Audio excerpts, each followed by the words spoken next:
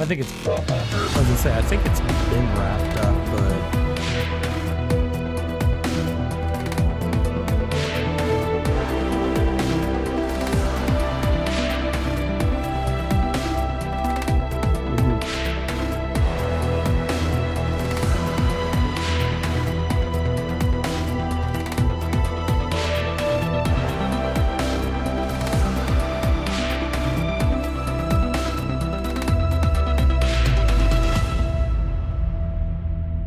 yeah, 14 points. And then on Dara versus Clayball.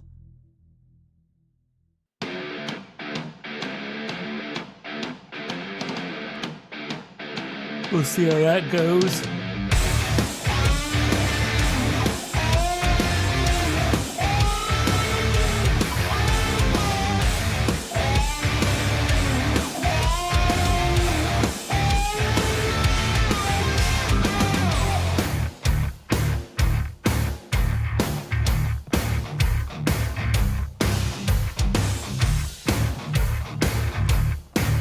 Ben Kaner is showing his elements. Why do these children do this?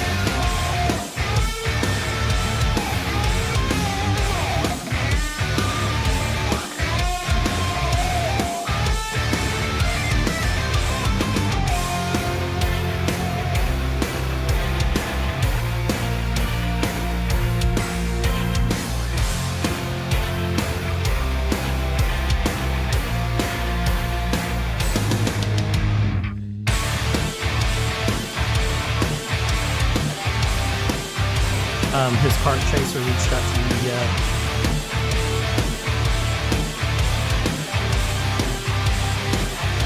Okay.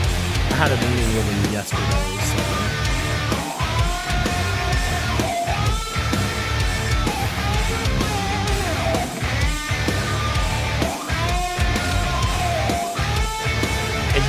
Via text or email. So I'd say probably they haven't yet. Because I know that when I was talking, if they haven't yet, then they should hear soon. Because I had a meeting with the owner yesterday talking about kind of future season plans and plans for the next year. And I mentioned that I have a lot of stuff in place with that Florida Karting Championship. And I was like, hey, you know, you got a guy who would be a good commentator, who works for K1, kind of has his head in karting stuff, probably. The following is a presentation of iRacing on PTR He said TV. he saw it, so Xander said, he was like, yeah, I We'd just like to looked thank at all of that, our and channel partners he for had their you listed as support. reference, and I was like, yeah, as he should. Please like and subscribe to the channel, and we hope you enjoy today's broadcast.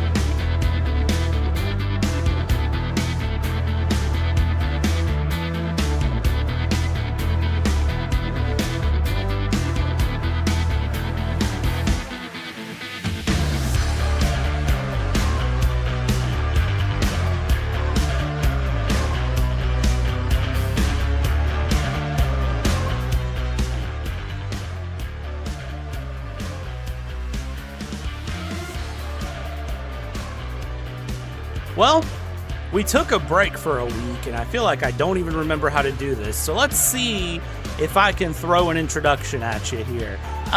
We're in the wonderful heart of Germany. We're at a track that is historic. When you have a corner named after the great Michael Schumacher, but also after AMG and Hyundai, this is a track where you look and you see iconic names, and it's all you know. Yokohama, Bilstein, Goodyear, and it's all in German, so you know it's a great track. This is a track that if you really want to have fun, you connect it to the green hell, and you run much scarier laps. But this is a track that, even though it's not the full run of the Nordschleife that it is still the Nurburgring, the Grand Prix Strecke, and it is as terrifying as its big brother itself. I want to welcome everybody here to Elbows Out Racing, where the music just got much louder for whatever reason it did.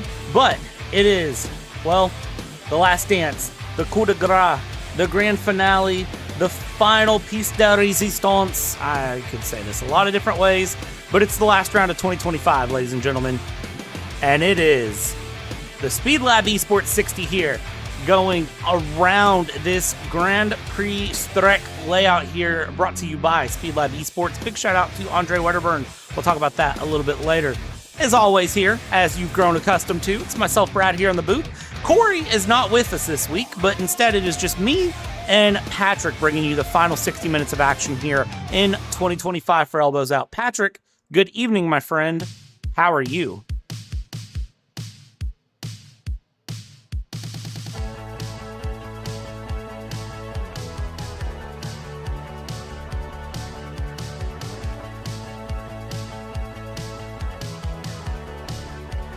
Globe here, but I think in terms of a track to round things out at, the Nurburgring GP is probably one of the best tracks you could have done it with. It's tight, it's technical, it's historic, and it's a lot of fun. I don't know if everyone remembers this, but if I recall correctly, last season ended at the full Nordschleife for 90 minutes. Dwight's probably going to yell at me in a second and tell me I'm either correct or I'm wrong, but I remember running the full Nordschleife. So I got to say, there is something pretty nice about the fact that Elbows Out comes to the Nurburgring in some respect, but I'm very happy to see it here, and 2 minutes left to go in qualifying. We'll see how things go. We were talking about this before, Patrick. Let's talk about standings for a second. Cody Perodato, the driver on your screen, has dominated the championship this season. No surprise here in LMP2. He has ran 3 wins, 8 top 5s, 9 top 10s. Hasn't gotten a single pole, but he's had such a great run here. He's up by 53 points. Really, it's his championship to lose here at this point, if anything could take it away from him. Indeed, and in every single round he has competed in, with the exception of round number 5, he has been on the podium. His lowest finish is a P6, but every other round has been a P1 or a P2, with a majority of those including the fastest lap. So, like you said, Cody Perodato, his championship to lose. But however, the 2 GT3 standings for GT3 Pro and GT3 Am, well, that one's a bit closer here as we go into the final round here. It's still make or break for a lot of these drivers here in these 2 championships. 10 points separates Christopher Onder and Aaron Clayball in the GT3 AMs, and barely more, I think it's about 14 points separates the GT3 Pro leaders. I tell you what, racing with these guys is a lot of fun. If you weren't around last week, first of all, I hope you had a safe and fun Thanksgiving. Second of all, after this broadcast, go back and check out the ASMR stream that we had. We tried something a little bit different where it was just a stream, no commentary, just enjoying the fun of running because, well, I decided to race and I didn't want to commentate, and it was a fun run at Bathurst. There was some great action, some great battles, and definitely, if you need something just to put on in the background to fall asleep, I would definitely recommend that because it was a lot of fun. But these guys really have some good battles that they go through, and I'll tell you right now, with 10 seconds left to go in qualifying, heading towards the final run here in 2025, we've got some exciting stuff coming up in 2026 with these guys. I can't confirm dates, I can't confirm details yet, but I can tell you right now, I've gotten very fortunate to be part of some of the conversations in the background that may or may not involve some really, really fun things that, again, I can or cannot reveal. So, with that very ominous answer being said, that said a whole lot and nothing at all, a big thank you and a lot of love needs to go to Andre Wedderburn for sponsoring this week's event. Big thank you to Andre, and a big thank you to everyone who sponsored a race through the season. It's great to have drivers jump in and be a part of this and help bring this to the big screens for the last time here on the Elbows Out 2025 time. Let's roll the grid, and I'll tell you right now, looking at this starting grid, it is Nick Terrell in the mystery machine up front with Cody Perodato, so that's exciting to see here. And I tell you what, there's some good names going through. Christopher Daniel, Aiden Garcia, Nicholas Paletti, Jonathan Lanton. So kind of just looking at this here, Patrick, as the rest of the grid scrolls through, Emily Milky's car always catches me off guard. It's very, very bright and definitely catches attention.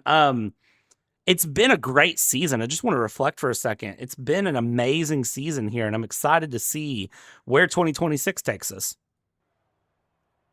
Indeed, yeah, we had some absolute banger races throughout the season. I mean, the last championship round we had in Daytona with the rain at night, variable conditions, 90 minutes. It was a beautiful round there. And of course, we have to think about Mexico as well at the Autodromo Hermano Rodriguez. That was a really unique one and a really fun one as well. And I mean, we had some very dramatic moments, like the beginning of Mugello was really dramatic at the start as well. But I mean, it's unfortunate that it's the last time we'll be doing it this year, but hey, like I said earlier, we picked a fantastic track to round off another incredible season of Elbows Out Racing. And I'm glad I've been able to be here for most of the races alongside you, Brad, because it has been a blast. It's been a lot of fun, and again, traditionally, this league does follow the official iRacing schedule, but of course, the holidays coming up, anticipating that return coming in 2026 here. Cars getting to the grid right now for their classes. Again, as a reminder, the way the grids will work is you will have the LMP2s lead off, then GT3 Pros, and then in the back, it is GT3 AMs who will take things on one at a time for themselves going through. And that will be interesting to watch and kind of get an idea of how they go. Race details here for the final race of the season. 60 minutes, no cautions. A 4-tire pit stop is mandatory. Drivers have messed that up through the season, and it's led to some interesting moments and wins being taken away here and there in the classes. And then, of course, our 3 classes with 2 different types of cars, LMP2s, GT3 Pros, GT3 AMs. Keys to the race here. As it stands, get to the end of the race, and just keep it together. This is a challenging track, 16 corners that all have their own bit of challenge there, as we get a wave from one Mr. Suey Dwight there in that number 4 LMP2. Find the apex and hit it. Again, this is a track that when you look at that track map, there's a lot of curves. You need to hit the apexes properly. And when do you pit? There's only 22 pit stalls here for a grand total of 41 cars to make their way through. So we know a lot of people are sharing pits. They gotta make it work here. 16 turns, 3.15 miles here at the Nurburgring. Again, this is not the Nordschleife. This is the Grand Prix track. So with that being said, how will these drivers handle it? And last time here on the season, let's talk about the weather. 66-degree track, 66-degree air, beautiful conditions here at 10:03 a.m. virtual time with a 60% humidity, a little bit windy, but no rain in the forecast, no rain to be found. Unlike last week at Daytona, well, 2 weeks ago at Daytona, this time they just got to race it to the end. Indeed, Brad. It's going to be really interesting to see how these drivers take to this final track. And actually, myself and Dwight were talking a bit earlier, and he said that in the LMP2s in particular, that there's only really about 3 curbs that you could take. The rest of them will heavily unsettle the prototypes. So we'll see if that catches out drivers, and if so, how many will that catch out? The GT3s will have a bit more freedom to use the curbs to their liking, as they're not as affected by the curbing at this track. It's going to be around 34 laps here on the hour, but we'll just have to see how these drivers go for it. I mean, once again, the GT3 Pro Championship, Colin Bordon and Tyler Stanek separated by 14 points here on the day. And then the GT3 AM, Ondera and Clayball separated by just 10. While the LP2 Championship is just about wrapped up, in the GT3 categories, there's going to be fireworks here in the final round. That there will here. We are going to be taking an additional pace lap here to make sure the formations get set up underway, because we do have a lot of cars here on a very tight track that can be somewhat technical twisty at times. So we're going to give the drivers an extra pace lap here to make sure they get it all right and ready to go. So that Porsche safety car here will lead them down into turn one. And let's talk about just the layout of this track. Again, tons of corner names here. They come out of the Hyundai N curve down this start stretch down towards the Yokohama curve into the Mercedes AMG Arena. That is your first 4 corners here. This corner, this turn one, I tell you what, I don't know about you, Patrick. I'm kind of nervous about it because I think from this corner, it doesn't look that tight, but when you really, really look at it here, it's over 180 degrees almost. It gets interesting. Yeah, it's one of those corners that if you look at a track map, it looks like, oh, this should be easy. And then in practice, it's like, oh no, I might have made a very slight miscalculation. And I remember I've done in a manufacturers cup, I actually raced on this track, and there were several drivers in my race that was called out at that exact same corner that you were talking about. So it's a deceptive corner. Drivers are going to have to really be on their A game. Although, granted, you got to be on your A game for the entirety of this track, because this track really takes no prisoners, Brad. It truly doesn't, and it's amazing, really, just to think about how challenging this track is. This is a track that can make or break a championship right now when you really look at it, and that is wild to say out loud, that this track will make or break championships here as we ride on board with Emily Milkey. Just watching how all of these different LMP2s are going through. Let's jump back here to Brian Medderly, who is trying to get this Mustang warmed up because he needs to go collect some bail money because he has 3 daughters, which makes sense. Hugo Ortiz here, who is warming this tire up as well, trying to get nice and comfortable coming through. And then, of course, just kind of getting an idea of other drivers in. Kyle O'Grady here, the GT3 AMs running single file as they traditionally do as they come along here and they get set up and ready to go. Again, this is going to be an hour of hard-fought action for all of these drivers. And I am going to go ahead and say it right now. I think Christopher Daniel is going to pick up the win. I think we're going to see Christopher Daniel or Aiden Garcia get the win here today. Ooh, bold prediction. Not even going for a Paradotto this time. We'll see. We've had some pretty bold predictions come through in the past, but it's kind of hard not to put your money on Paradotto considering the season he has had here so far. So my money's going to be on Paradotto, but anything can happen in racing. We've seen it time and time again.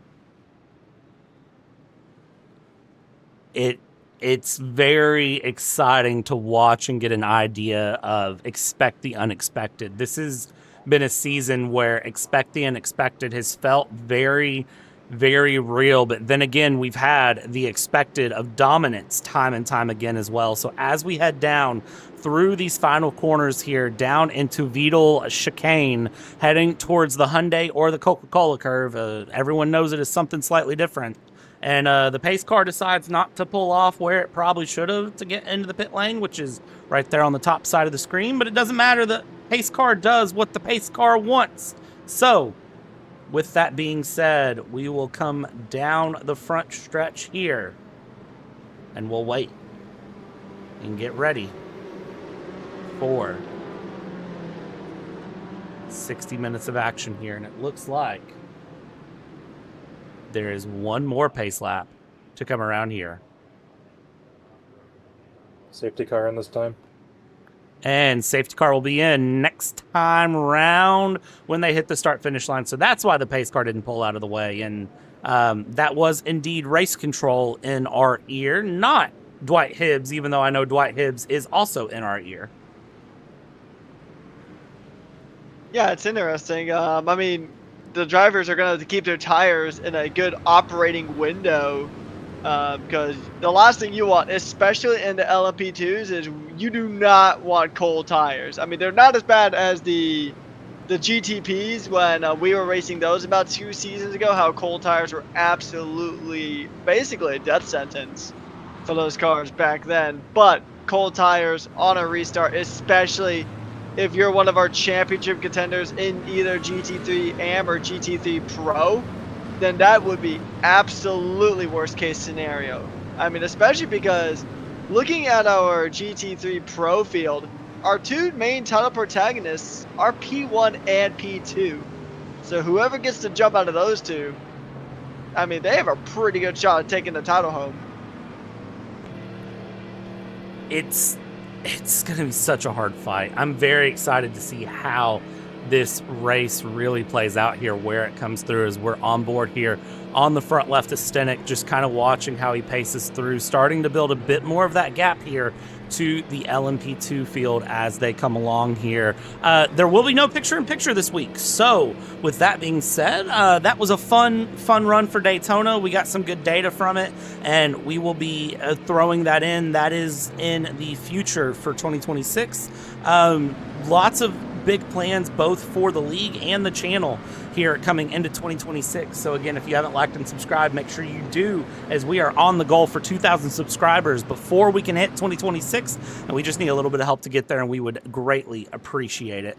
Going underneath the Goodyear Bridge now as the LMP2s pace their way along, and we are looking to see how this 60 minutes will go here. Nick Terrell, a new kid on the block in the mystery machine, a mystery to me at least, is showing up and ready to show out here. Cody Peridotto looking very comfortable. Christopher Daniel there in P3. As I said, I have a good feeling about him. Aiden Garcia, of course, teammate to Cody, should have a good run as well. But then you always do have to watch for Emily Milkey there. Emily Milkey has had great runs this season in LMP2, so I'm pretty excited to see how Emily does all the way around. Cars are coming around here for the final runs as the final GT3 AMs are making their way through the backstretch. LMP2s are bringing their way around here towards the chicane and getting ready for the start here as they go through the Vital chicane. The iRacing Porsche safety car will peel off. 3 separate class starts. Starts with LMP2, Nick Terrell, bringing us through the Coca-Cola curve, the Hyundai N curve, as I will be calling it. And it is going to be... Wait for it. Wait for it. Wait for it. Wait a little bit longer.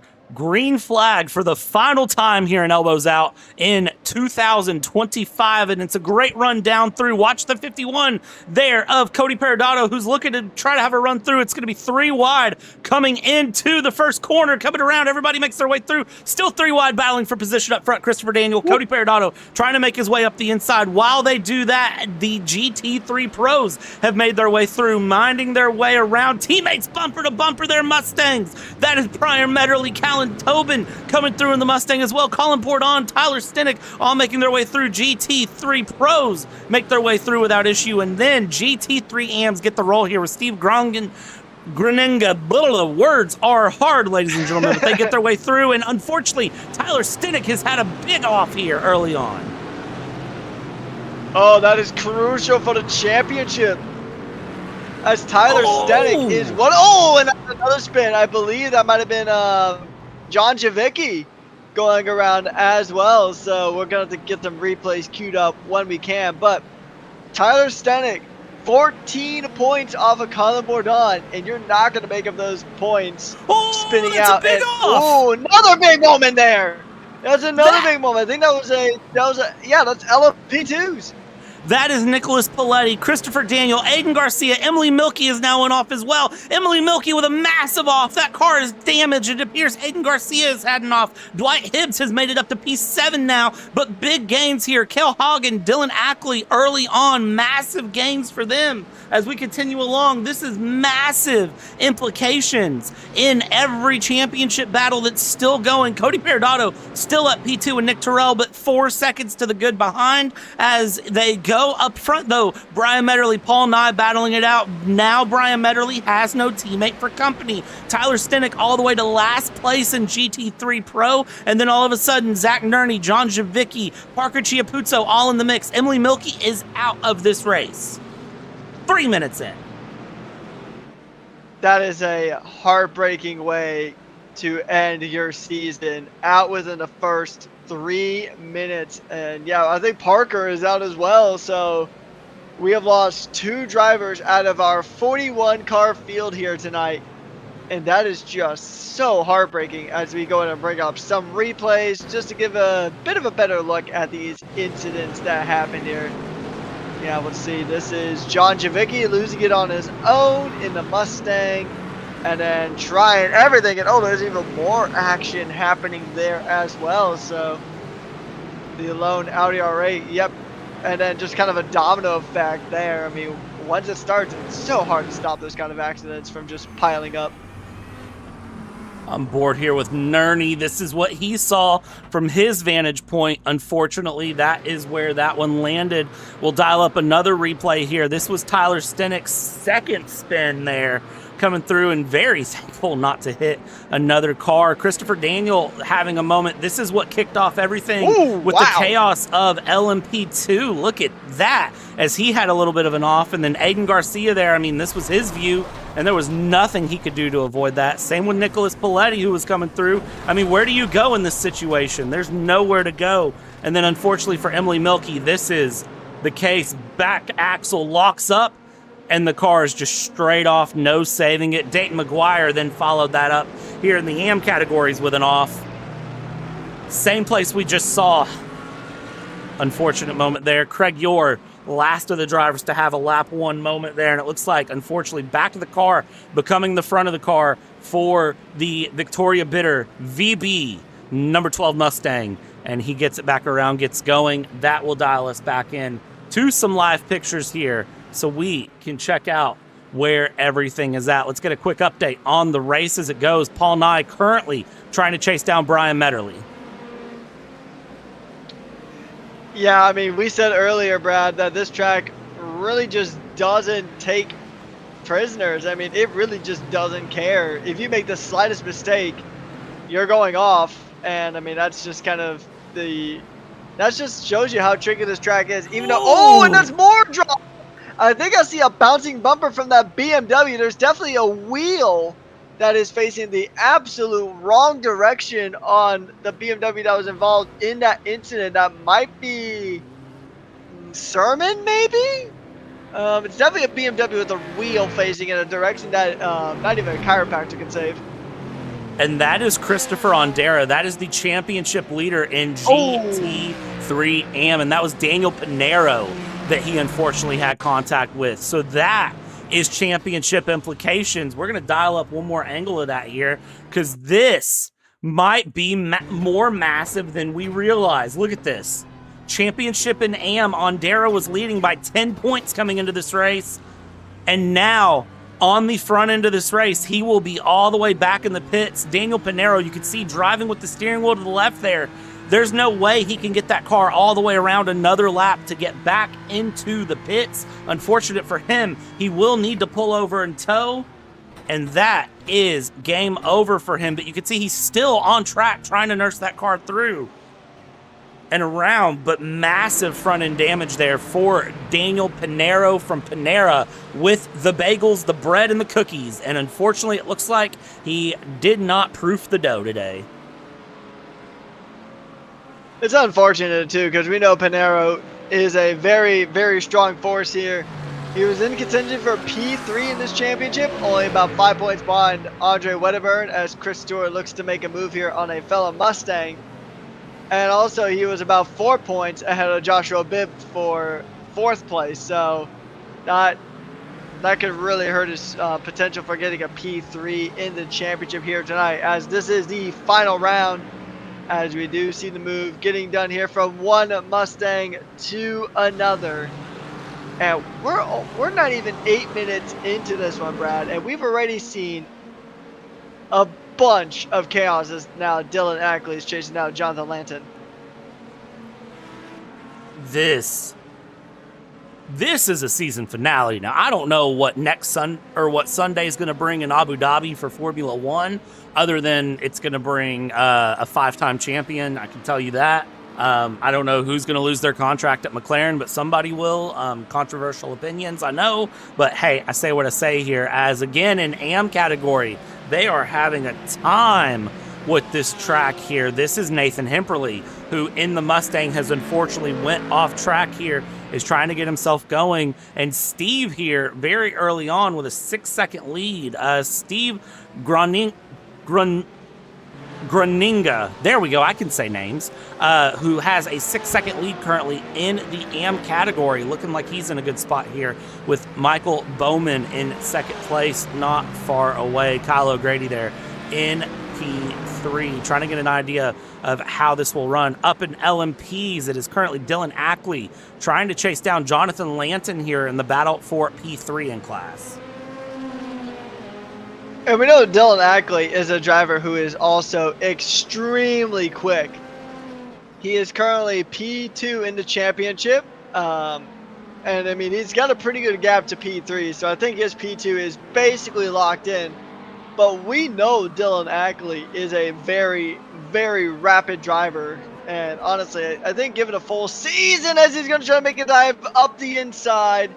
Trying to get it past Lanton. Lanton running a bit wide there. He doesn't quite get the move yet, but you're going through the S's, heading towards the Hyundai N curve, and we will see if there can be a move made here. But once again, like I was saying earlier, I think Dylan Ackley, he's got potential to be a champion in future seasons. Honestly, I think he probably will. I mean, he's very quick, and he's also very consistent as well. And I mean, just look at him. Patience is another big one. I mean, he could have tried to, I mean, drivers with lesser experience or lesser patience, namely myself, would have tried to make a dive there, but he didn't. He waited for a better opportunity. He might get one coming through the Hyundai N curve. They're going side by side now, coming down to start finish straight, and it looks like he might just get that position. But remember, turn 1 is very difficult. He's going to have the inside into turn 1, though, which is what he wants there. A little bit of contact trying to come through. But if you have the inside into turn 1, you can typically make your way through. And he does just that. Beautiful move there from Dylan Ackley in order to get his way through. And a great move to hold on to P3. Beautiful indeed. I mean, that's just the kind of thing we've seen from Dylan Ackley time and time again this season. It's why he's pretty highly rated amongst us here at Elbows Out Racing. But I mean, you can say that about anybody here at Elbows Out Racing. This league has so many good drivers up and down this field. And once again, it's been a fantastic season. And we still got about 50 minutes, a little less than 50 minutes left to go of the season, which is crazy to say. But with about 50 minutes to go, I think we're about to see some LMPs get mixed in with traffic here. That we are. You really want to make something crazy and think about something crazy. This season started on September 17th in Sebring. If you really, really want to kind of have a pinch yourself moment, all the way back in September is when this season started. And we're now past Thanksgiving, only a couple weeks away from Christmas. And we are here running through. I don't have a full work week for the rest of the year. I get at least 1, maybe 2 days off work for the rest of the year here. And yeah, we're talking about the final run of the season. It's pretty weird to think about. Solo Racing LMP2 goes past the Solo Racing GT3. Makes not a problem for each other there. But will probably make a problem for Jonathan Lanton here, as much as can be made. Moves through around to the inside. Hold on to it. Not too much of a problem. Pretty clean there. A little bit of a lockup for Dylan Ackley trying to make his way through. Back in the GT3 category here, you've got a whale of a time here with the 691 Golf Porsche of Tyler Cook, who has William Westbrook and Chris Stewart chasing him down right now for company. Indeed, yeah. I mean, Tyler Cook is another driver we've seen some really good things from here this season, but now we're going to see how good he can defend in that Porsche he's got there, that whale of a good Porsche, as you called it earlier, Brad.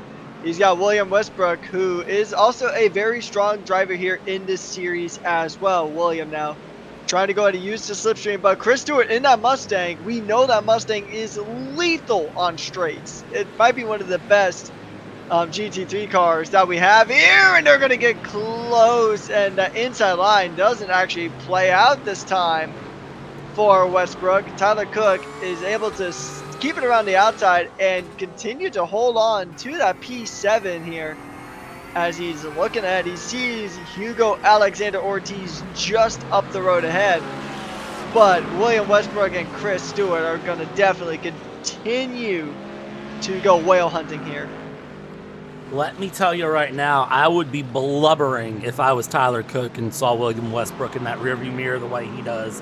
I would not be having a good time there. It would not be a whale of a time. It would be a terrifying time as they go along and through and continue to try to battle as best as they can. Matthew Marin here in the 416 in GT3 AM, trying to chase down Kyle O'Grady just ahead here. And yes, these are Sleepy Turtle teammates running P2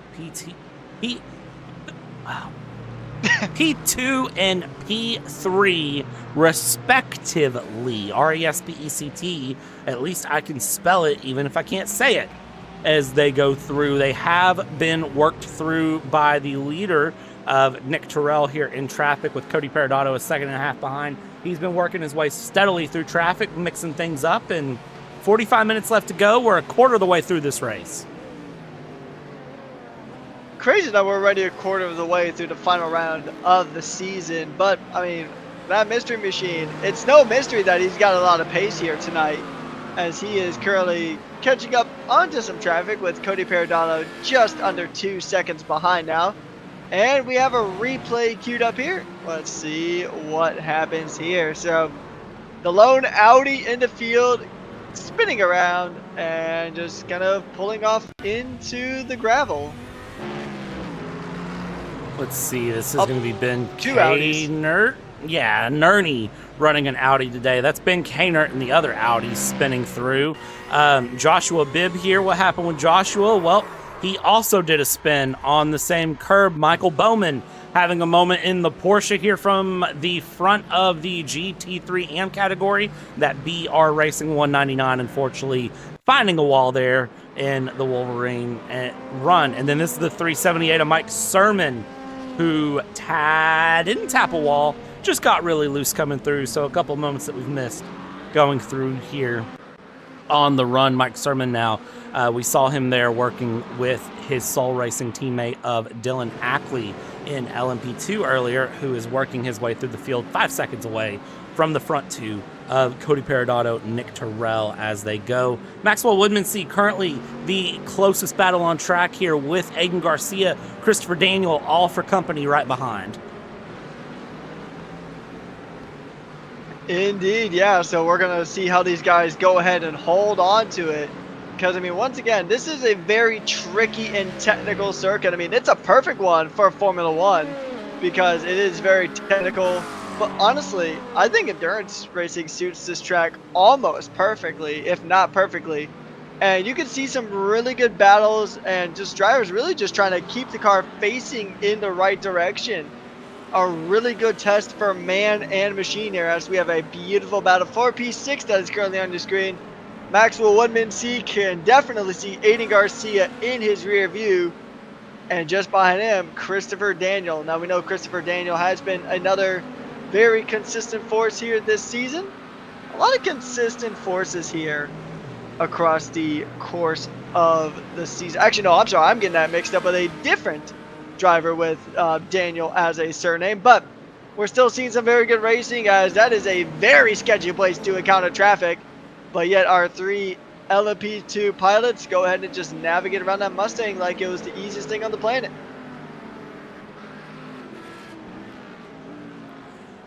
Here's the thing that I'm kind of looking at with everyone here in Elbows Out is you have a very core group here at Elbows Out. One of the things that's been exciting for me to watch is that core group grow. Now, of course, you'll have some drivers that you lose as the season goes on. If you remember, we maxed out the server at the start of the season multiple times. But even then, we're 12 races into the season with a gap week. And we have 41 cars at the final race of the season. That is the sort of growth and consistency that you look at for a league that is going to go the long term, that is going to be able to have some big projects and be able to do great things in the future. Now, of course, the conversation then expands beyond, well, what's next for Elbows Out? They can't just run a Wednesday night multi-class forever. And I'm spitballing off the top of my head. I'm kind of just looking through, someone's going to say, well, what if they do run an F1 style calendar? What if they do run something different? They've had the Porsche Cup cars. They've had a GT4 class that they ran on a different night of the week. They had the Porsche Cup cars that were ran on a different night of the week for part of this season. So, you've got this core group that really love this, and it proves why this format is so successful.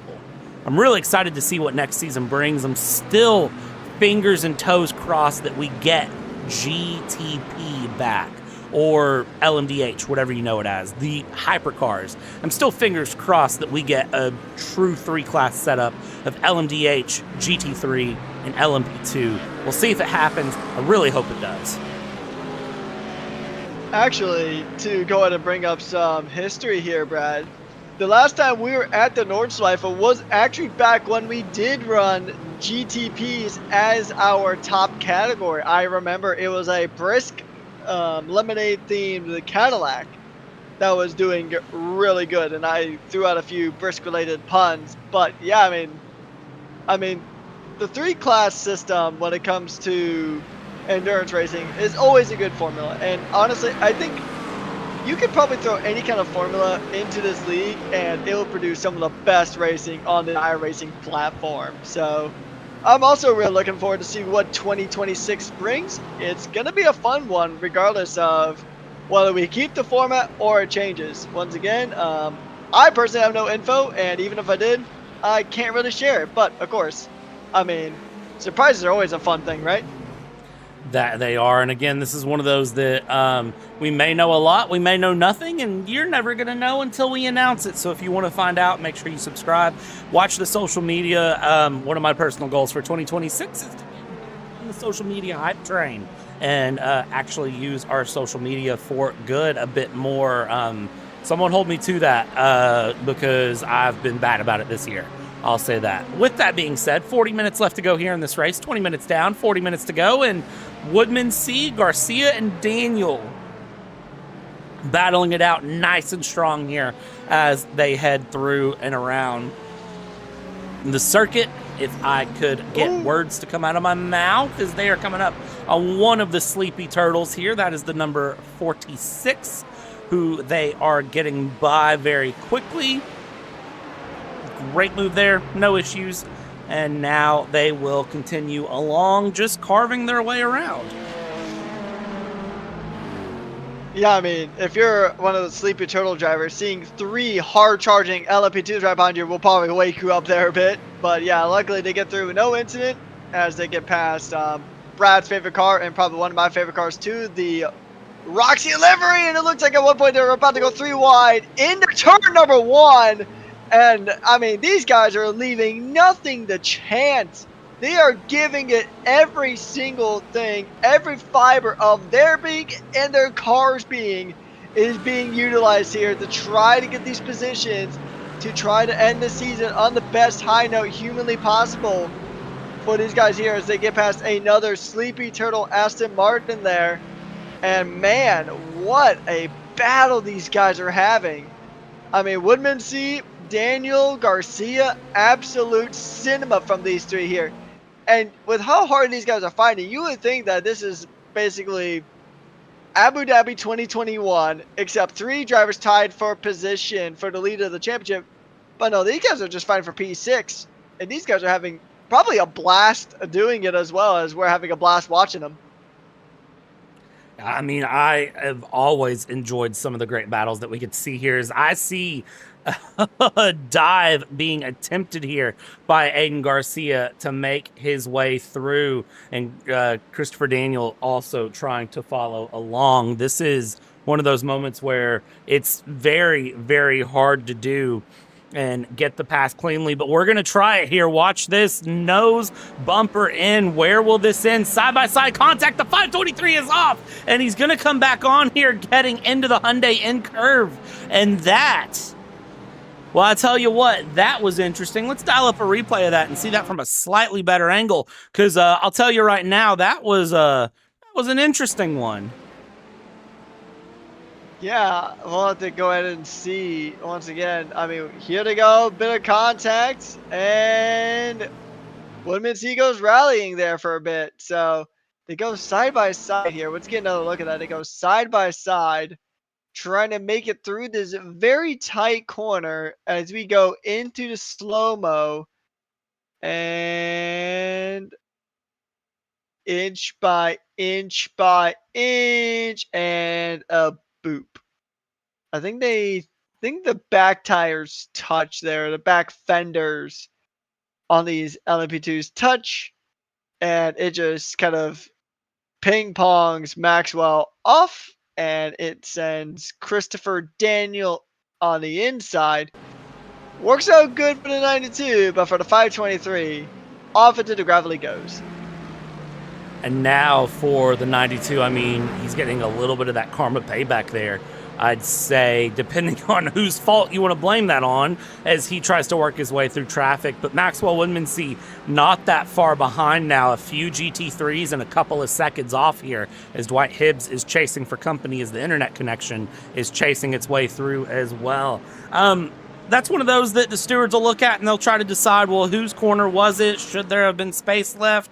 What was the rule there for who to do what? And you know what? That's not my job this week. So with that being said, I'll let that opinion be left later. I will just say that if there's a car to your inside and you're fighting hard with someone, you got to remember they're there and make sure that there is racing room. And I will leave that one at that. Chris Stewart here in P5 in GT3 Pro has a sea of cars behind for company and around for company. Currently trying to get past the number 79 ahead of Christopher Ondera, who is officially the last car running. And I hate to say it, this might be championship losing for Ondera, depending on how the count back and the final points calculations go. We'll try to get some unofficial-ish answers here coming up later, but right now Chick-fil-A and the green lime car battling it out here, the A&H Mustang battling it out with the Chick-fil-A Aston Martin as they go through Wedderburn Clayball. They're making things spicy back here, and not a spicy deluxe, but a spicy no mayo at American. Give me extra pickles. I might just want Chick-fil-A now. I was on board with the order until you mentioned pickles. Everything else about the order sounds absolutely fantastic. What's wrong with pickles? What's wrong? I've never liked pickles as a kid. My dad hasn't either, so I probably inherited that from him, but it's weird. We can get into my my food choices later, but I will say, I recently went to the Chick-fil-A here in South Florida, and it's actually way better than the one in Orlando. So... But yeah, I do like Chick-fil-A, and I'm sure it's a pleasure to drive that Chick-fil-A themed Aston Martin, as he's going to have the pleasure of moving up into P2 in class, potentially into a championship winning spot here. As we got Mustangs going through, and very tight there, but I mean, it's Tyler Stanek. You know he's going to make moves, and you know he's going to make it look easy. I tell you what, first of all, I guess during the offseason, I'm going to have to find somebody that likes pickles, as that is Daniel Pinero, who appears to have had an off, as the GT3s are an absolute dumpster fire of a time right now. William Westbrook, Hugo Ortiz coming through as they go around, and yeah, they are having a hard fight coming through right now as they head down towards turn 6-7, heading in towards the Goodyear curve into the Schumacher S as they go and around. I mean, yeah, this is a terrifying sea of GT3s. And look who's in the mix of it right now as he tries to go through. Nick Terrell splits the middle, goes 3 wide through the Schumacher S. Parts of like the Red Sea as he gets through. Wow, I mean, there's no mystery that if this driver shows up next season, he might be just somebody to watch here because, I mean, he's got no fear, no issues, just straight driving. And, I mean, that's a terrifying move. There's probably pro drivers who have been racing real life in LMP2 for decades that would not even attempt to move like that. That was insane stuff there from Nick Terrell. And I want to remind everyone that damage is on and there are no fast repairs here. So if you wreck, you're out. Okay, there's one fast repair. I apologize. So if you wreck, you're out. So, like, making a move like that, like, that's something I would have done at Bathurst with no damage on in the fun race, just sending it 3 wide through in an MX-5. I'm not doing that here. That is next level insane to watch. So kudos to them. That mix of GT3s too. I hate to say it for Nick Terrell. He lost some time there to Cody Peridotto. The gap has fallen to 2 seconds. He really didn't need to at that point because guess who has went into the pits? Every car that he just got past. GT3s are starting their pit stop side. 100% here, so we'll just see who's going to give it 100%. Coming out of the pits, and we're seeing drivers already just giving it full throttle, giving it everything as we are into the final half of the final race of the season just about. And pit strategy could make or break a championship here, Brad. I mean, Colin Bourdon right now is in the spot to win the GT3 Pro Championship here. But, I mean, a good strategy could potentially bring Christopher Ondera back into the mix as well. It's a bit of a stretch, but something that we have learned over the few months we have commentated together, Brad, is anything can happen at any time, and it's not over until the checkered flag waves. It is never over till the checkered flag waves, and even then, I would like to remind everyone that there is a post-race stewarding process, and we have seen drivers lose their wins this season for post-race stewarding decisions. So remember, it is not over until it is over, done, and dusted, and admin decide to take a week off or take the Christmas season off and go take a nap, which I will tell you right now is more than needed for them going through what's been an amazing year. Tyler Stenick's still battling through right now, trying to get past Travis Bell. As you can see, the Soul Racing LMP2 coming up from behind here, trying to make its way around and trying to find a clean way through. Goes nice and tidy there to the inside, gets the pass, not done, because that is one of the fun things about these LMP2s. That 145 of Dylan Ackley, sometimes in the curves, isn't nearly as strong as they go around the 416 right there of Matthew Marin, one of the slow turtles that makes its way around and through. Now, under half race distance. Question for you, Patrick, when you pit, if you're LMP2s, how long are we waiting to pit? That's always a difficult one because, I mean, we can see here from Dylan Ackley as he gets really close to Stenick there. I mean, you want to try to, if you're in the LMP2s, you want to try to avoid traffic as much as possible. And, I mean, you're really just going to have to take a calculated risk. If I was, say, Dylan Ackley, I would pit now and just try to get out of this traffic and potentially get into clear air. But for the GT3s, it's going to be difficult. You just got to try to think about, like, okay, how does the car feel? How much time am I losing as somebody is off? Somebody into the gravel, a bit of rally racing. That is the Beached Whale there as he makes his way into the pits. The Beached Whale there of Tyler Cook. Overcooked it going into the end curve. Liv Moss, he says, and I'll tell you what, I believe he lived the beluga style. Big old whale of a decision there to go off in the gravel. I have a feeling that that was not intentional as he goes through. The number 6 Alpina, Brandon Burns, in there just ahead of him as pit stops are coming at you thick and fast. Majority of the AM field has now pit. And we usually see that the AMs pit a little bit sooner than the pros, and I always wonder why that is. Why the AM GT3s pit a little bit earlier than the pro GT3s.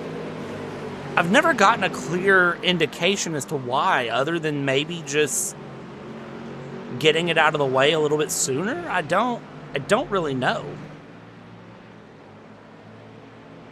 Yeah, your guess is about as good as mine, Brad. I mean, because, I mean, I know we have them separated into separate classes, but that's more based on, like, pace and experience. I mean, a Mustang in the Pro class and a Mustang in the AM class are going to be built to the same specifications. It's not like that we put restrictors there, or power restrictors, onto the cars to kind of make them have a bit of a difference there. They're the same car, as we do see 2 Mustangs in the Pro category going ahead and duking it out.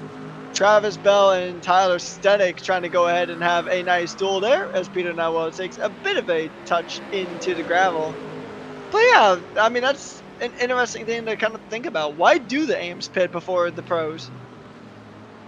The only thing that I can really think of is they just want to get out of the way. They want to get it out of the way and be done with it earlier. I think that would make sense here as we see Travis Bell now off into the pits ahead of Stenick with Nodwell there behind. We're thick into the run of things here.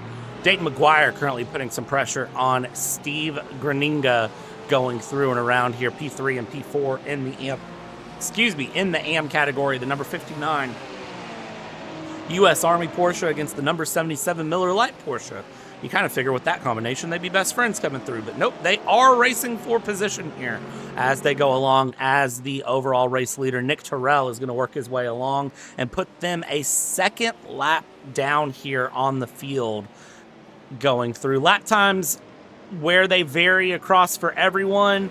Minute 48 currently for Nick Terrell is where he's running versus a minute 57s, a minute 58s for our slowest GT3s currently. It's interesting to see just the pace differential between these guys. I mean, because these guys are still racing really hard against each other, still racing very nicely, and they're putting in some mighty fine performances. Like, we have this battle right here involving Dayton McGuire, and I believe that is Joshua Bibb. Yeah, that it. No, that's one of the Pro Mustangs. That might be. I think that actually might be Stenick. Maybe it's it's either him or his teammate. I think. It is his teammate. It is Brian Medley. So there we go. Trying to race for that bail money there, and in P2 he'll get some good prize money there, as his teammate is still in the hunt for the championship, in the fight. But unfortunately right now it looks like a fight that he might lose at this current time, because Bourdon is in the lead of the race. He's got an 8-second gap to Brian Medley, and his championship rival is down in P4 as it sits right now. And that is very important here. Again, championship's not finalized till it's over here, so we're just sort of waiting to see what comes of it as more drivers have pit here. Chris Stewart and William Westbrook battling things out right now. The McLaren versus the Mustang. And I'll tell you right now, I am usually a big GT3 McLaren fan, but that Mustang has really been a popular car lately. It's been all over the place, absolutely getting love, and it's not hard to see why. It's a car that is pretty stable in corners. It's very, very quick to accelerate. It's comfortable in handling, and the car goes where you point it. You want it to go straight, point it that direction and go. And that seems to be the general consensus I've gotten from people. Somebody might tell me I'm wrong on that, but like I said, that's just generally what I've been told. So with that being said, it's interesting to really watch how these Mustangs have flourished. I'm curious to see what other drivers will decide to pick as time goes on here, as the newness, the excitingness of the Mustang wears out. I think drivers will start to pick different cars here, as the 876 is right behind Nicholas Paletti here. This is Emily Milkey trying to get past Paletti, coming along and around and just really trying to give it the old college try to gain a position here and get up into P10 in class, but then has to make up a lap to get back up any further. It's going to be a difficult one for sure, Brad. But, I mean, once again, anything is possible, and we're seeing a possible moment here. I mean, you got to try to stick it on the outside if you're the LMP2s, and they're going to go ahead and try to make it move. Nicholas Paletti and Emily Milkey trying to get past here, kind of right smack dab in the middle of this sea of GT3 cars. Milkey will try to chase Paletti into turn one. It's a very weird turn one too, because it's almost like a sudden drop in elevation. It's kind of like a miniature Radeon, just reverse, going through that turn one. But oh, there's a spin! And both of the LP2 drivers, Nicholas Paletti, Emily Milkey, beautiful dodge there. That was a great dodge there from the 416 and Matthew Marin going through the AMG Stadium section there. A great move there. We'll dial up a replay of exactly what just happened, because that was something else coming along here. Let's check this out. And you can see that is just a solo dolo spino, I believe, from a sleepy turtle who possibly was just ready to go to bed, and gets around there, does well. Aston Martin doesn't hit the wall coming back through, and then we'll continue it on for another lap and to continue through there. Matthew Marin doing a great job there of holding on to it and just getting the car back forward. Everyone's been through the pits. Race leader Nick Terrell now in the pits. Now LMP2s are stopping. This is where things get real interesting. Interesting indeed. Nick Terrell will be the first one to jump on into the pits. And he will lose 2 positions here so far, but he will be the first LMP2 to pit out of the ones who haven't been damaged at this stage of the race, with just over a third of the race to go. He's going to go ahead and come out of the pits. It's about 21.4 second stop. Spent just about 46 seconds in the pit lane as a whole. And he will come out in about P7 or roughly overall. And we'll see how he goes ahead and manages. Yep, he's right behind Christopher Daniel. And these two will go ahead and try to fight it out and do some battling here. But it will be interesting. Actually, Christopher Daniel is actually quite a ways ahead. So that's a different LMP2 that I'm seeing that has a very similar color scheme. It is indeed. I believe that car that you're seeing ahead of Nick Terrell is actually Emily Milkey, who is a lap down, and it is indeed Emily Milkey there who is a lap down. Back in GT3s, Travis Bell, Peter Nodwell still battling it out here in the battle for P7 in class. Things have really stabilized out for them as they go through and along, trying to just get an idea of where the runs are at, who can take advantage of what. Mind your track limits there, Travis Bell. That was almost a little naughty.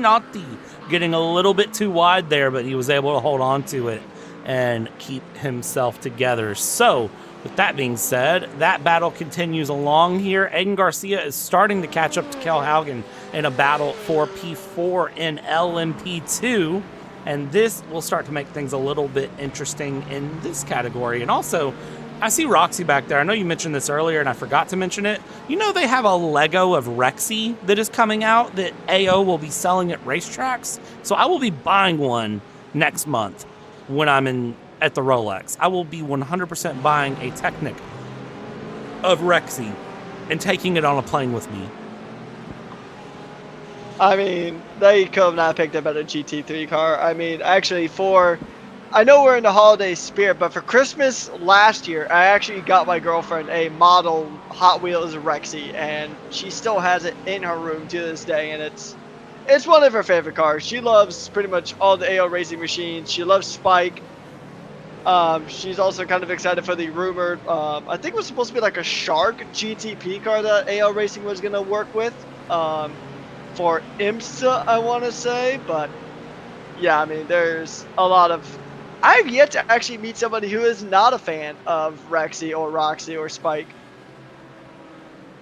It's kind of amazing the sort of influx that AO Racing has gotten the following. I mean, Rexy is how I got my wife into AO Racing and into multi-class racing, because I showed her Spike and I showed her Rexy, and then I explained Roxy, and you know, that was it. I mean, that's how you do it. And when there's characters like that can be related to, I mean, and when it's to the point that they know that character is so important to the soul of their team that it gets a golden tooth on the bumper, and when they wrecked and knocked the bumper off at the next race, they ran with braces. I mean, that's just a team doing things right. That's a team building in that personality and doing everything that needs to be done. It's so great to see that is something that we have now in endurance multi-class racing, because it's something that I think has been missing. And it gives that soul, that character that people can grip onto and appreciate. So it's always exciting to see something like that come to fruition.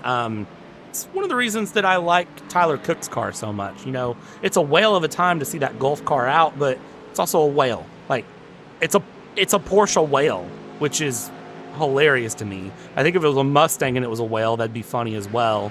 But really, I think a Mustang would be great to have, like an A10 Warthog paint scheme, as Travis Bell is getting ready to pull an A10 Warthog style. I thought he was about to miss the braking zone entirely and go right into the back of Nodwell. This is a hard charged battle for P7 in the GT3 Pros. Coming out of the final corner here, out of the Hyundai curve or the Coca-Cola curve, depending on what you want to call it. Coming through, drag race down the straight, Mustang versus Porsche. Who will get the run into turn one? The inside is for Travis Bell. Can he take advantage here and get the pass, though? He's going to swap outside. Great defense from Nodwell to defend the inside. Can we switch back? He doesn't. Another lap of frustration for Travis Bell to be behind Nodwell. He's going to give it the old college try, but once again, I mean, sometimes no matter how many times you try, you just can't quite get it done. Also, I know we still see the whale Porsche not too far behind these guys. Here's an interesting extra fun fact for you guys. I forget the name of the exact Porsche, but there was, I believe it was a Can-Am Porsche back several decades ago that had the nickname of Moby Dick, as we see Travis Bell fired on past and get right past Peter Nodwell there, as Tyler Cook is right there just waiting for his chance to strike. But yeah, so seeing a whale Porsche livery with that extra bit of historical context, it adds an extra layer that may or may have not even been intentional. Yeah, and it's one of those, you know, those extra layers can sometimes really build stories, so you got to just, you know, remember those as it goes. With that being said, kind of watching through here and seeing what's happening, this is so exciting to watch all the way around. Let's see how it can play out going through. Up front, by the way, Jonathan Lanton currently leads with Kel Haugen 0.2 of a second back, and Aiden Garcia about 3/4 of a second behind that. Yeah, these guys are giving it everything here. I mean, you got about less than 15 minutes left of the season as Emily Milky has been black flagged. So that is a penalty for the 876. Unfortunate night for Emily. Definitely not the season finale that she would have wanted here. As we see, we're going to have a beautiful fight between the teammates here. Jonathan Lancet and Kjell Haugen going ahead and just duking it out here. Now, here's the thing. This would be a battle as actually a whole just chain of cars just fire on into the pits. Lanton, Haugen, and Garcia all, and it looks like Garcia's trying to get an overtake done into the pits here. And this is spicy. It's a way to do it. You just got to be careful with it. Interesting to see. Let's see how the pit exit goes. We're going to hang for this one. This will be an interesting one indeed. We'll see who can go ahead and win this battle of the pit stops here. As we see Dave McGuire just roll on through, minding his own business in that Miller Lite Porsche. And it's going to be a drag race out here, but it looks like Garcia is actually going to jump both of the teammates here in the pits as they rejoin the circuit. And Haugen and Lanton have got to be furious about that one. That is wild. I was not expecting that. That's interesting to see, and it goes to show practicing pit stops makes a difference. 45.6 in the box in the lane for Aiden Garcia. 46.7 in the lane for Jonathan Lanton. That little bit of time proving to make the difference. Everyone now has pit except Callan Tobin. Callan Tobin, the one straggler here to get into the pits, who is running the fastest times.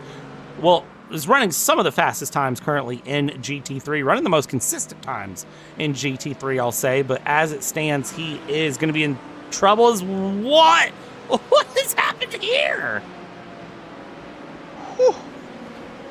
Chaos, to answer your question there, Brad. Absolute chaos and just peak racing, I would say. I mean, we're just seeing drivers just putting it on the line. I mean, especially some of these guys who aren't super high up in the standings. I was going to say, you have nothing to lose. But Jonathan Lanton lost all bits of grip, as we're going to see Daniel and Haugen going ahead and trying to duke it out later on the brakes for Kel Haugen. And man, that was an audacious move going through the chicane leading into the end curve. And it's not over yet. They're going to continue to just fight with everything on the line. And I mean, it's beautiful racing here, Brad. And this is why you and I both love this league. Absolutely. This league is amazing, and I don't know how else to explain that other than it's just amazing, honestly. It's very rare that I lose words, but I'm losing words right now because it's just so much, like, yeah, words. Words are hard, man, but I really do enjoy this league, and I really do enjoy what we see here, and great battles like this really make it worth it. And I also want to point out right now, here's Nick Terrell. Look at that gap back to P2. Thanos has walked in because he is inevitable. The number 51 of Cody Perodato, 1 second off of a win here today.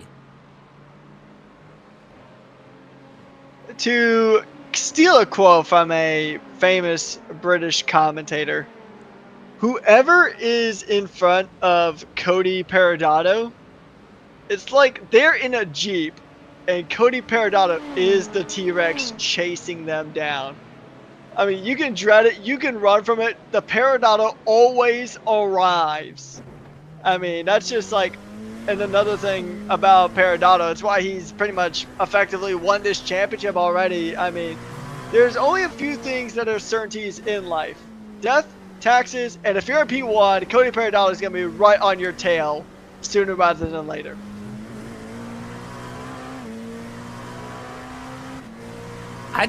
I enjoy watching Cody Perodato drive, to be honest. Like, that is one of the things that I can say genuinely, if I were to make, you know what, this might be a winter project for me. This might be a winter project of just Cody Perodato ASMR.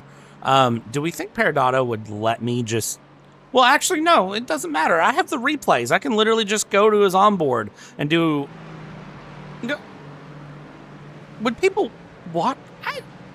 I would watch that. I don't care if other people would. I would. You know what?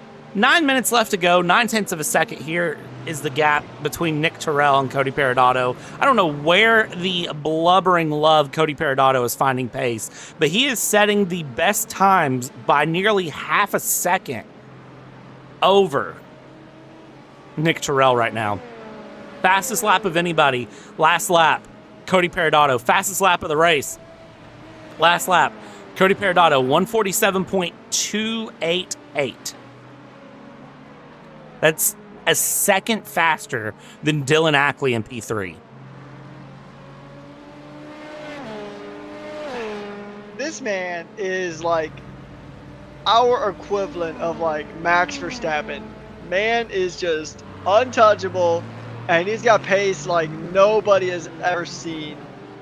I mean, I know we talk a lot, and we've seen Cody Perodato's praises, but considering the drives he's had this season, they're pretty much all warranted. It doesn't matter. Man could start from basically a different continent, and within the last 10 minutes of the race, he could be right in your wheel tracks trying to chase you down for P1.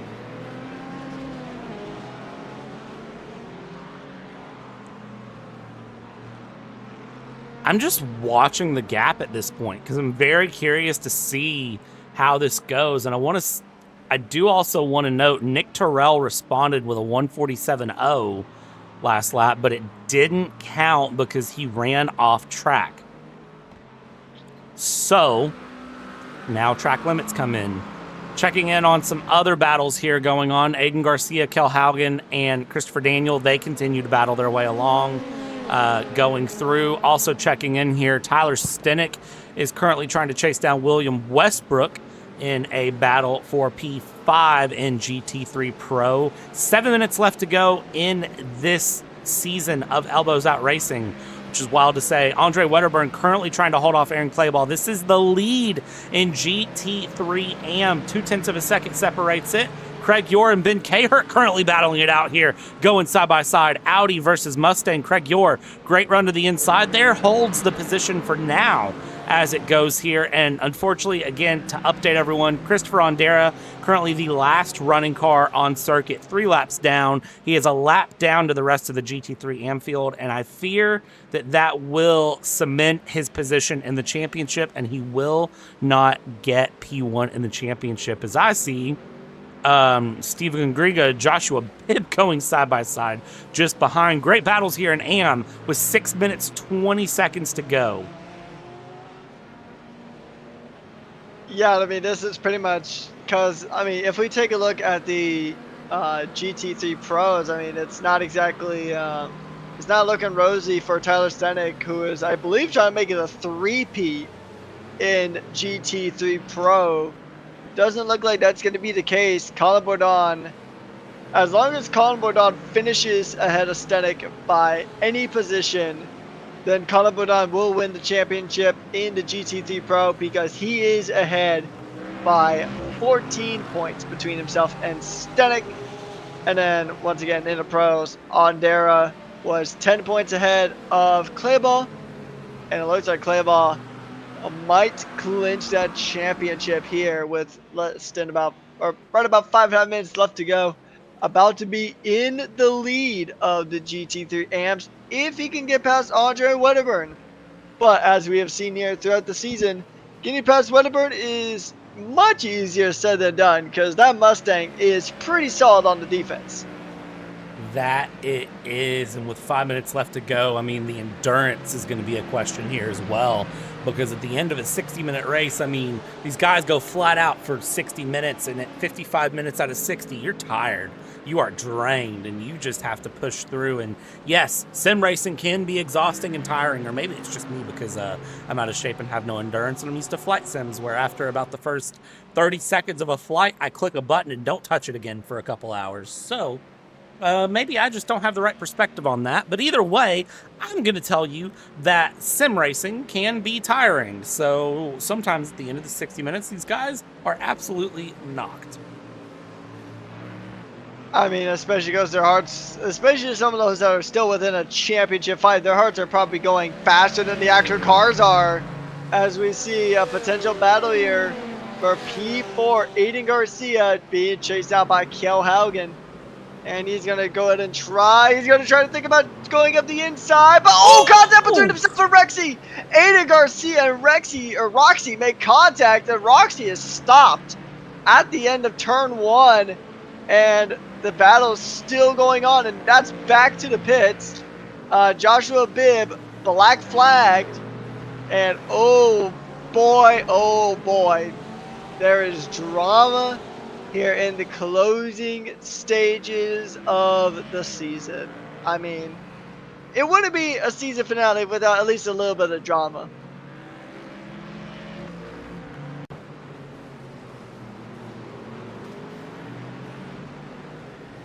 Dial up a replay here of what just happened. So this is Joshua Bibb. I mean, that's a long way back for Garcia to try to go for a move. I mean, that is a long way back for Garcia to try to go for a move. But when you have that much pressure going, you have to go for it here. But, I mean, look at this. Let's hop on board with Garcia really quick.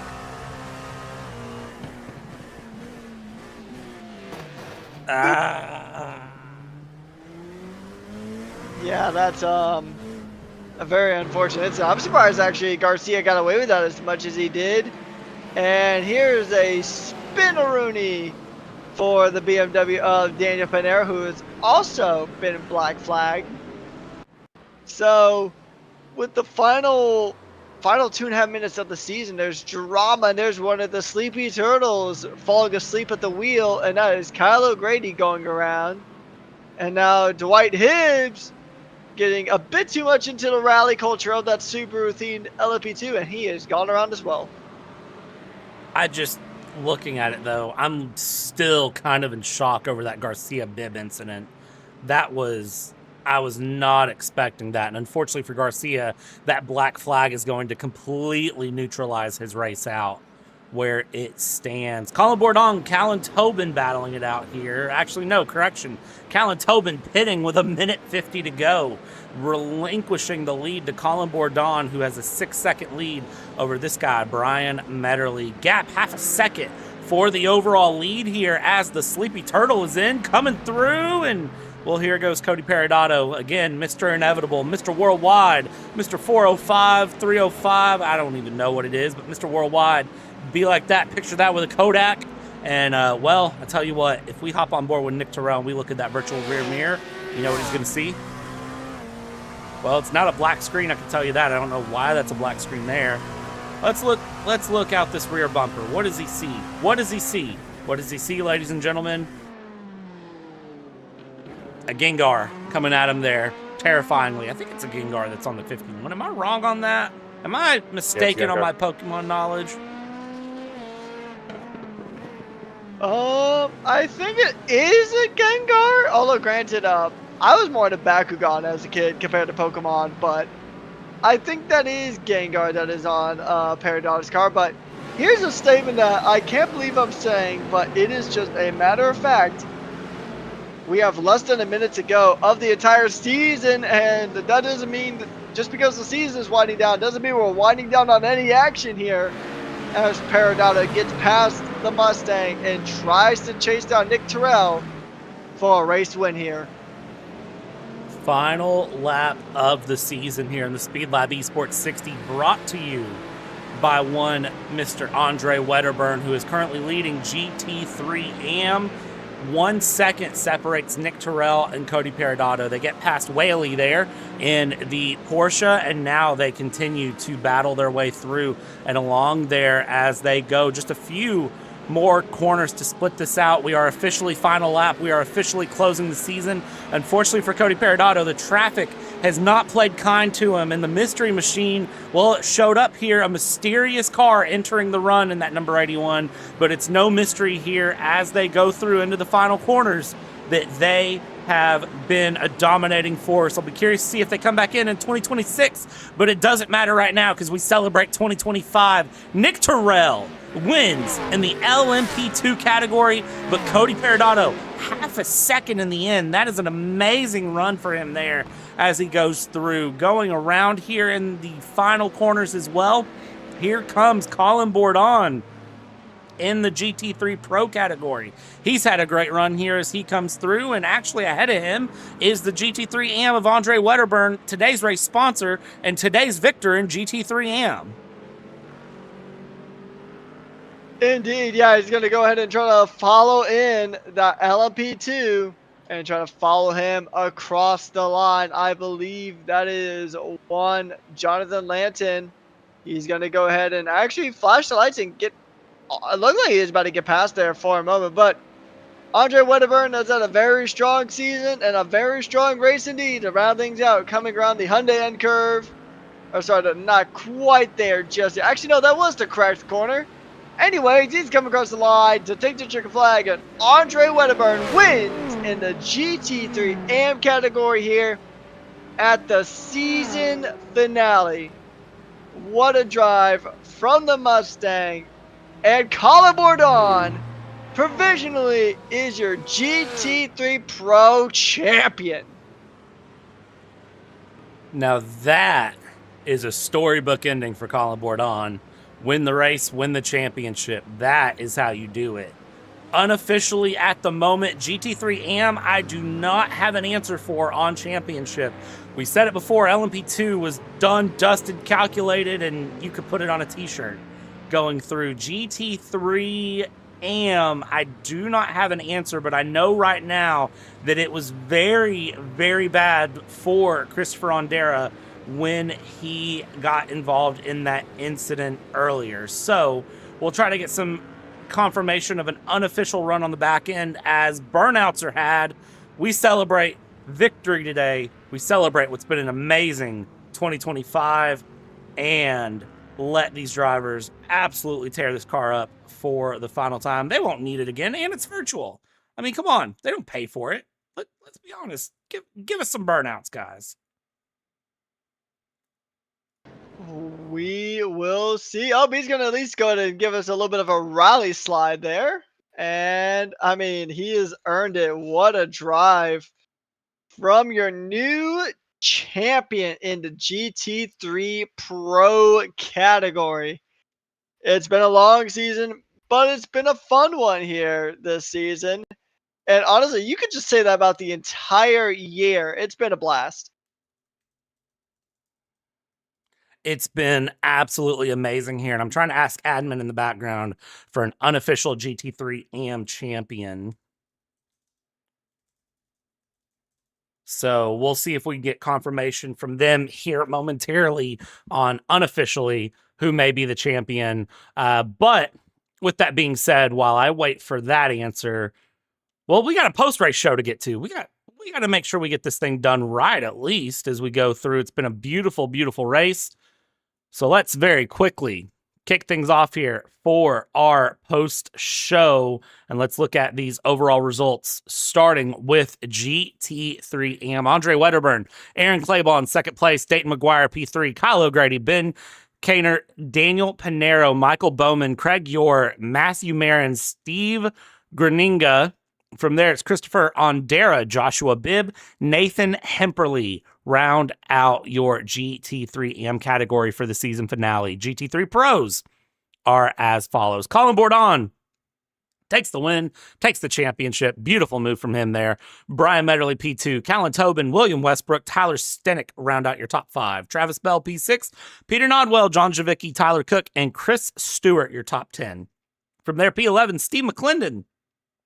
Hugo Alexander Ortiz, P12, Brandon Burns, P13, Paul Nye, the donut guy, unfortunately, with P14, Mike Sturman, 15th, unfortunately, Zach Nerney in P16, and Parker Chiapuzio in P number 17, GT3 Pro finishers here. LMP2, I almost said GT3 Max for some reason. Nick Terrell by 0.8 of a second takes the win over Cody Peridotto. Dylan Ackley, P3. Jonathan Lanton in 4th. Kel Haugen, P5. Aiden Garcia. Maxwell Woodman, C, sees his way to P7. Dwight Hibbs, the Subi, finds its way into 8th. Nicholas Paletti, Emily Milkey round out your top 10 with Christopher Daniel finishing in P11. Checking in here. Let's see if we can grab some of our drivers to interview. And Patrick, I am going to let you start with Nick Terrell, who won the race here today. All right, let's go ahead and bring on the race winner. And there he is. So, Nick Terrell, welcome to the commentary booth. Congratulations on your win. And I believe, if I'm not mistaken, this is your debut here in this league, correct? Yeah, yes, sir. Yep, I just found it a couple weeks ago, and then did that little fun race at Bathurst, and then wanted to kind of see how the things would go to in the kind of finish off a season to kick off toward the next one. Indeed, yeah, it was no mystery that you had a lot of pace there in that mystery machine LMP2. Ultimately, is this one of the tracks that you find to be one of your favorite, or just what are your thoughts here on the Nurburgring GP? It's actually not one of my favorites. I just put a little bit of practice in last night to be ready. I didn't want to flop in front of anybody, But when I saw the pace, I was like, well, I don't really have much covered there. And I was kind of getting in the practice session, so I didn't know where it was going to end up. I didn't know where I was going to start. Didn't know how it was going to finish. I'd watched a broadcast or two recently just to kind of see, and yeah, I knew it was have my hands full, and especially with the overlap and with Cody at the end there, and yeah, I needed to get by quick because once his tires were up to temp, I don't know if I would have been able to. Yeah, it was really fun actually watching you race here for the first time. Two more questions before we go ahead and let you go. So you said that this was your first official race in the league. Does that mean we're going to see more of you next season? Yep, yeah. I plan on being here. Wednesday league I had been racing in, they've kind of died down on there, so they're not even going to be doing Wednesdays anymore. So I was looking for some other options and found this one. Looking forward to it. All right, and we're glad to have you here. It'll be fun watching you next season. But before we let you go here, Mr. Terrell, is there anyone you'd like to give a special thanks or shout out to here tonight? As always, I'll say it anytime I get to talk. The people that coordinate these leagues and the people that do the broadcast, first and foremost, and then secondly, my wife who lets me have this as a hobby and realizes it's an adrenaline tickler of mine. It keeps me out from spending even more money, so it works out pretty nicely. Awesome. Well, once again, congratulations on your race win, and we'll see you next time. Thank you. Looking forward to it. All right, and from there, let's go with the next driver on the list. Let's grab Colin Bourdon and bring Colin Bourdon up for a little bit of a chat here. Colin, sir, good evening. How's it feel?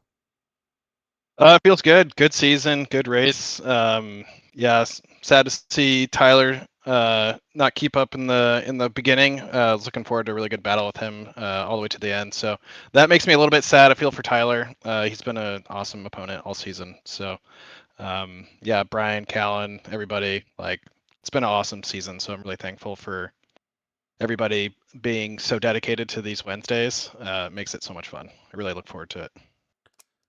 It's been a lot of fun to watch the season as a whole, but I want to specifically ask you about tonight. Tonight seemed like some people found it really challenging, and it seemed like the Porsche just seemed to really get this track. Kind of tell me about your prep for this race, and overall, do you think the Porsche just had an advantage to other cars here? The Porsche thing, no. I feel like the Porsche is a very weak car on this track, frankly.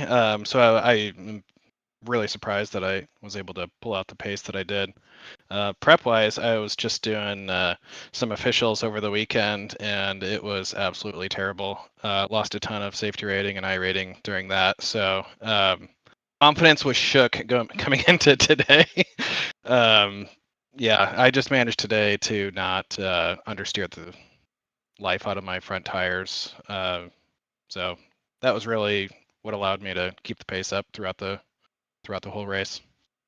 Fair. And Colin, I'm going to ask one last question here, other than the traditional, anyone you want to thank or shout out. What are your Christmas plans, and do you prefer turkey or ham?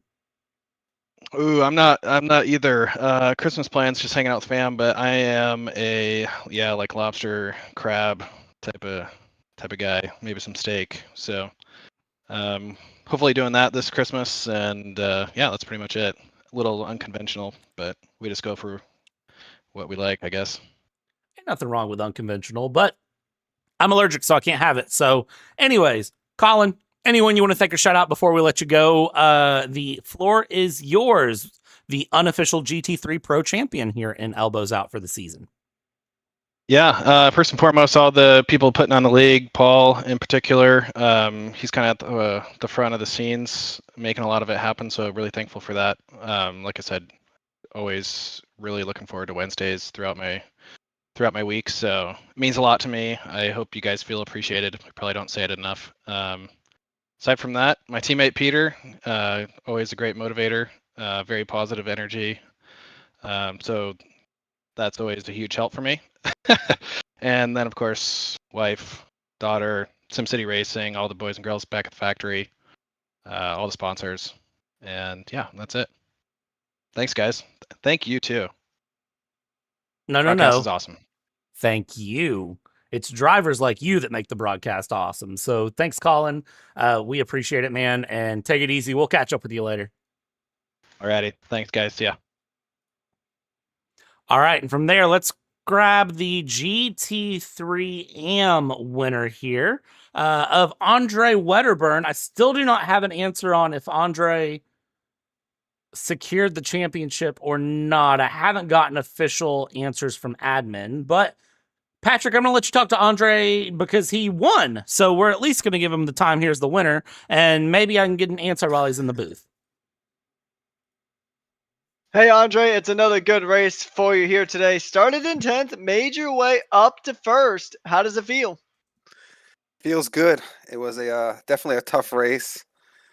I was on the edges of my seat pretty much, the whole way, trying to grind out from the back of the pack up to the front. Yeah, I mean, this is also not the easiest track to try to get overtakes done on, but you seem to make it work. So is this a track that you generally like and a track that you generally do good at, or does this result come to you as a bit of a surprise?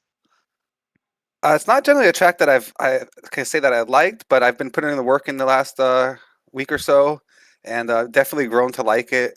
Found some pace here in the last 2 days, and definitely I can say I like it now.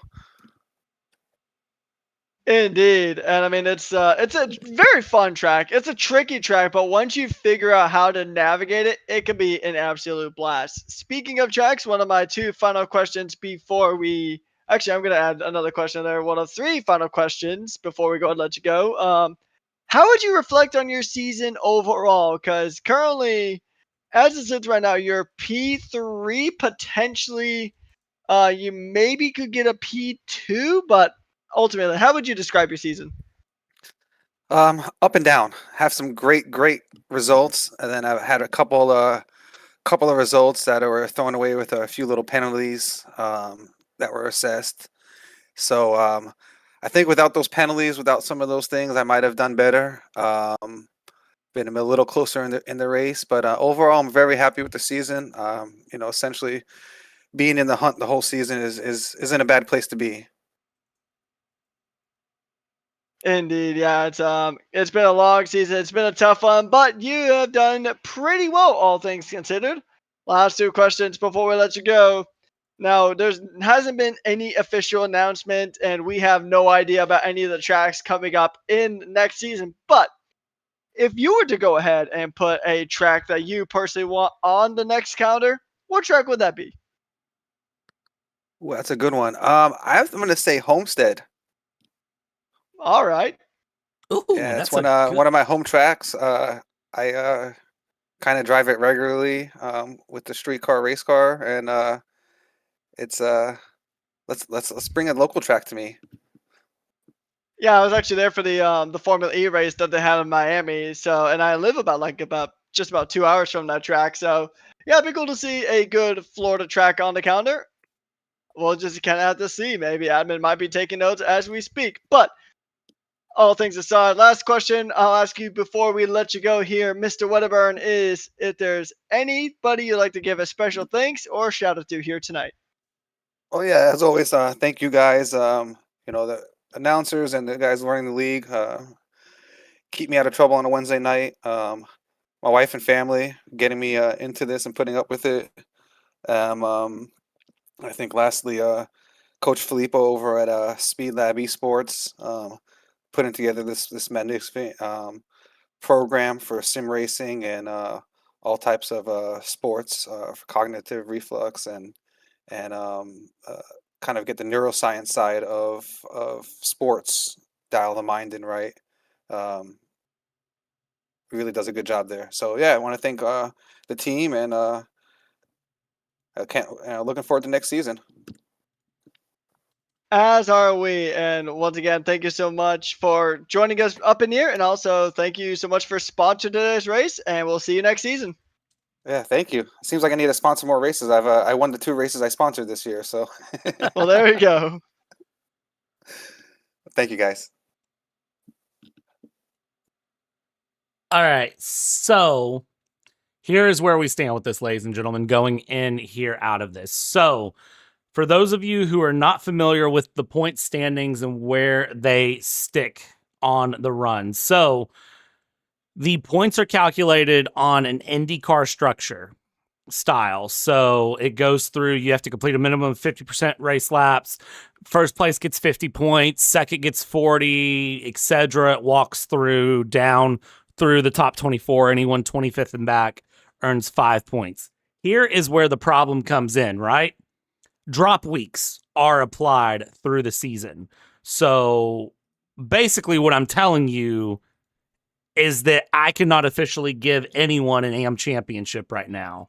So we don't know who the GT3 AM champion is at the end of the season here, Patrick. I hate saying that, but sometimes it is what it is. I can tell you with astounding confidence that the LMP2 champion is Cody Peridotto. I mean, that's undeniable. That's indisputable. 53 points coming into tonight.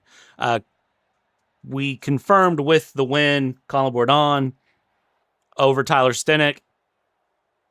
Just can't tell you an AM at all. We have no way to get that answer tonight. So we will get an answer as soon as we can and announce that out. So we're going to send this one off to the sunset with one championship undecided. But hey, you know what that means? That gives us an excuse to come back during the offseason, Patrick, and have some fun. Of course, yeah. So, I mean, it's always a fun time coming back to Elbows Out Racing. You could put them on pretty much any single track, and it will be an absolute blast here. I love this league. I love commentating it here on Wednesday nights, and I'm already looking forward to next season here, Brad. Absolutely, me as well. And a big thank you to everyone who has made this season possible. Every single driver that is sponsored, everyone who has watched, everyone who's been in the booth. That includes Marissa Murado. That includes Zach Nerney, who's been up here. Dwight Hibbs, Patrick, you, of course. Corey Silva's been in here. Andre Granbosch, aka Dirt, who has been in the booth here and helped out, all of the people behind the scenes who have made this possible, the countless revisions that I know Corey has made in the overlay, trying to tune it in, make it a little bit better. All of the admin who have worked with me week over week to make sure that everything was up to date, to make this stream the best it could be. It's been amazing to be a part of Elbows Out in 2025. And again, I can't wait to see what this partnership between Elbows Out and PTR TV brings in 2026. But with that being said, I'm a ham person for Christmas, so I'm going to send this one off because that means we get one day closer to Christmas. And keep an eye on the socials. As soon as we have an answer for who is where on what, we will make an announcement on our Facebook, and be sure to check that out. Maybe we'll come back and do a little bit of a wrap-up live stream. We'll see what happens. We'll see what can be played with. But we're going to send this one off to the sunset for the final time in 2025 with Elbows Out. It's myself, Brad, here, joined with Patrick. On behalf of Patrick, my name is Brad, and we've taken you start to finish for the entirety of the 2025 season. Be sure to join us in 2026, where we'll take you start to finish yet again. Good night.